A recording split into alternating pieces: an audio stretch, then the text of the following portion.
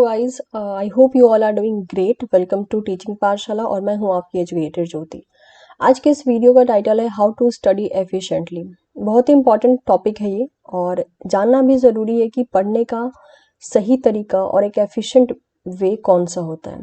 Because पढ़ने का काम सभी लोग करते हैं, इनफैक्ट मैं भी करती हूँ, आप भी करते हैं, लेकिन एक एफिशिएंट बेसिस पे स्टडी करना क्या होता है। एक एफिशिएंट बेसिस की स्टडी क्या कहलाती है, मतलब किस स्टडी को हम कहते हैं कि हमने एफिशिएंट बेसिस पे स्टडी की है, बहुत अच्छे से स्टडी की है। तो इसके कहने का मतलब ये होता है कि जितना भी आप टाइम इनपुट के फॉर्म में दे रहे हो, ठीक है, time is acting as a input, तो उतने ही ज़्यादा आपका दैट इज जो कंटेंट है, कंटेंट आप कह सकते हो या फिर कंसेप्ट कह सकते हो, वो आउटपुट के फॉर्म में निकलना चाहिए। ऐसा नहीं कि आप जो है, जैसे फॉर एग्जांपल की अगर हम बात करते हैं तो मान लीजिए आपने जो है 4 आवर्स स्टडी किया, ठीक है।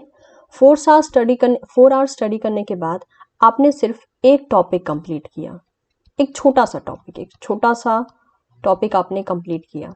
This is not at all a efficient study. ये किसी भी एंगल से एक एफिशिएंट स्टडी है ही नहीं। हाँ, लेकिन आप ये कहिए कि आपने जो है 4 घंटे स्टडी किया और आपने 2 दैट इज लॉन्ग टॉपिक को कवर किया। Yes, we can say that this is efficient studies, क्योंकि जितना टाइम का आप इनपुट दे रहे हो उतना ही आपको आउटपुट भी मिल रहा है। कुछ बच्चे जैसे कि बहुत लंबे टाइम तक पढ़ते रहते हैं, उनको लगता है वो पढ़ रहे हैं, लेकिन जब आउटपुट की बात आती है तो उन्होंने तो कुछ खास सीखा ही नहीं है। तो अगर इन केस आप जैसे कि फॉर एग्जांपल यहाँ पे आप 6 आवर्स पढ़ रहे हो, ठीक है, 6 आवर्स पढ़ने के बाद आपने जो है सिर्फ 6 टॉपिक कंप्लीट किया है, और कोई स्टूडेंट ऐसा है कि वो 3 आवर्स पढ़ के 5 टॉपिक कंप्लीट कर चुका है, तो this student is much better than you.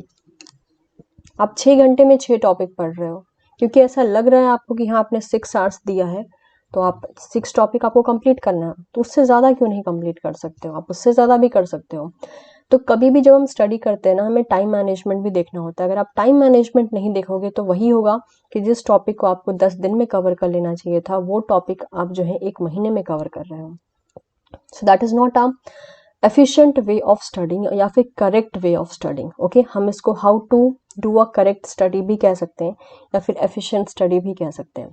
तो इन सारी बातों को आपको बहुत ही अच्छे से ध्यान रखना है। कभी भी एक टॉपिक पढ़े, हमेशा जब भी एक न्यू टॉपिक की बात आती है, कोई भी न्यू टॉपिक पढ़े, सबसे पहले कोशिश कीजिए कि ये जो टॉपिक है इसका क्या रिलेशन है, why you are studying this topic. ये क्वेश्चन बहुत इंपॉर्टेंट होता है, कोई भी टॉपिक, ठीक है। जैसे कि बच्चे जो हैं C3 साइकिल पढ़ते हैं, इसके अलावा फोटोसिंथेसिस पढ़ते हैं, C2 साइकिल पढ़ते हैं, कैम्प साइकिल पढ़ते हैं, और जब उनसे पूछो कि ये क्यों पढ़ रहे हो, कहाँ इसका यूज़ होता है और कैसे यूज़ होता है, मतलब सबसे बड़ी चीज़ क्यों पढ़ रहे हो, तो उनको पता नहीं होता ये क्यों पढ़ रहे हैं, क्या इसका रिलेशन प्लांट के साथ कैसे है, कैसे ये डेवलप होता है, उनको ये आइडिया नहीं होता है।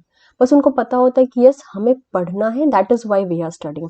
एक बार किसी भी टॉपिक का रीज़न जान लोगे ना, तो उस टॉपिक से रिलेटेड जितनी भी चीज़ें आप रीड करोगे या स्टडी करोगे, आप उसको जल्दी भूलोगे नहीं, क्योंकि आप इंटरेस्ट बना के पढ़ रहे हो। और हमेशा इंटरेस्ट बनाकर पढ़ी हुई चीज़ें यकीन मानिए ज़्यादा जल्दी याद होती हैं और वो बहुत लंबे टाइम तक दिमाग में परसिस्ट भी करती हैं, लेकिन आपको पता ही नहीं है कि आप क्या पढ़ रहे हो, क्यों पढ़ रहे हो। जैसे कि फॉर एग्जांपल रिवीजन टाइम में क्यों होता है कि दिमाग में खिचड़ी बन रही होती है, क्योंकि हम वहाँ पे उस टाइम पे रिलेट करके नहीं पढ़ते हैं, ओवरलैप करके जो जो मिलता है सिर्फ उसको हम पढ़ते जाते हैं।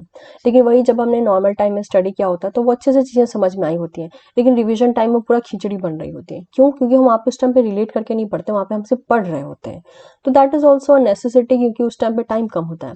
लेकिन जब इनिशियल टाइम की बात की जाए कि आप एक नए टॉपिक को पढ़ रहे हो, तो just try to ask yourself why you are studying this topic.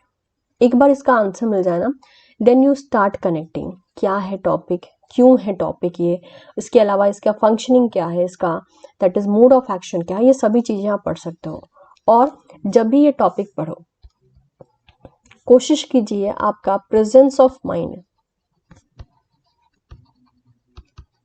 सिर्फ उसी टॉपिक में होना चाहिए और कहीं नहीं होना चाहिए। ये सबसे गलत चीज़ होती है बच्चों में। वो टॉपिक ए पढ़ रहे होते हैं और सोच रहे होते हैं बी के बारे में,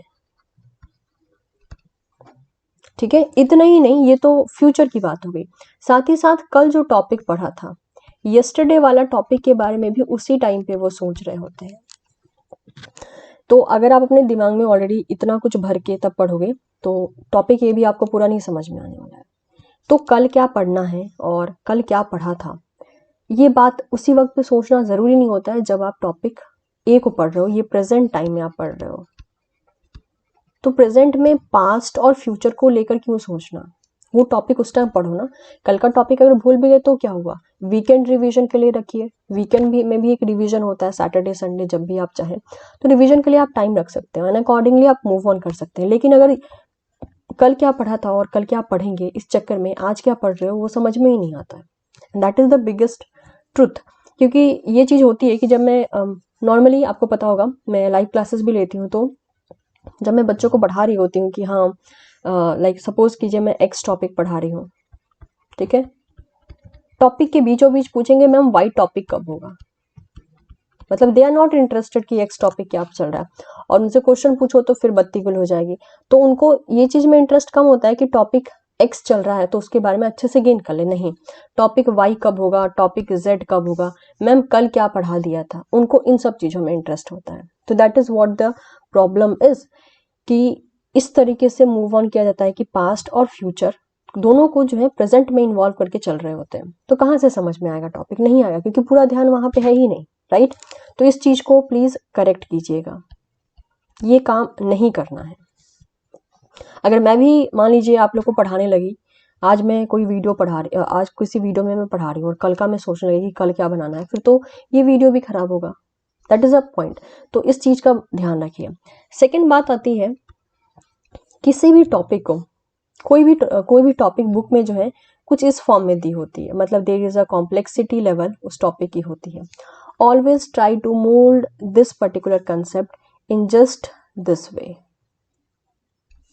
जिसे हम कहते हैं सिंपल, ठीक है। And this is a complex, this is a exact way to study. क्योंकि आप मेरी भी यहाँ पे कोई भी वीडियो उठा के देख लीजिए, हमेशा जो आपको लेवल मिलेगा वो यही वाला मिलेगा कि कॉम्प्लेक्स से चीज़ों को सिंपल किया गया है।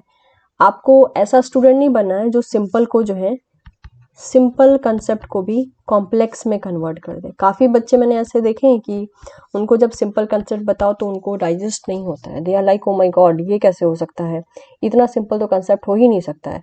एंड एज बिकॉज उनको वो कंसेप्ट सिंपल बेसिस पे समझ में आ रहा होता है तो उसमें वो कॉम्प्लेक्सिटी जो है डालते जाते हैं। तो ये वाला काम नहीं करना है, वरना जो टॉपिक ऐसे कॉम्प्लेक्स दिख रहा है वो हो सकता है कल को जो है वो कुछ इस टाइप से कॉम्प्लेक्स हो जाए, मतलब आपके कंसेप्ट गेन ना करने के कारण वो कुछ ऐसा हो जाए आपके दिमाग में। तो ये गलत तरीका है।